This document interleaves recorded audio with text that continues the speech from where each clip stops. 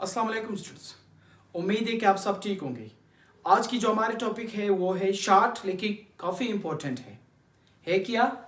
THE एक article है, इसको हम लोग कहाँ पे इस्तेमाल कर सकते हैं? Where can we use the word the या the? Most of the students they are committing mistakes here कि दी के बजाय द इस्तेमाल करते हैं, यूज करते हैं, प्रोनाउंस करते हैं, और दी के बजाय द यूज करते हैं। So let's move. THE को हम लोग द कब प्रोनाउंस कर सकते हैं? जब THE के बाद क्या आ जाए? कॉन्सोनेंट।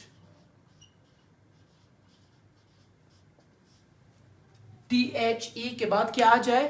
कॉन्सोनेंट। BCDFGHKLMNP जितने भी हमारे पास कॉन्सोनेंट्स होते हैं, अगर वो THE के बाद आ जाए तो फिर इसको हम लोग द प्रोनाउंस करते हैं। मिसाल,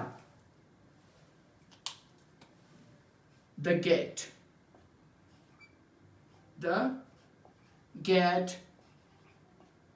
the door, the dog, the cup. और फिर THE को हम लोग दी कब प्रोनाउंस करते हैं? जब THE प्लस वोवल आ जाए। जब THE के बाद कंसोनेंट आ जाए तो फिर द हम लोग प्रोनाउंस करते हैं। जब THE के बाद वावल आ जाए, लफ्ज वावल से स्टार्ट हो जाए, तब हम लोग क्या इस्तेमाल करेंगे? दी।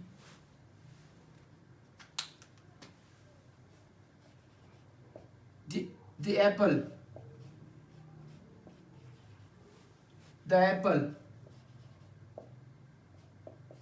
the ice cream, the ice cream, the orange।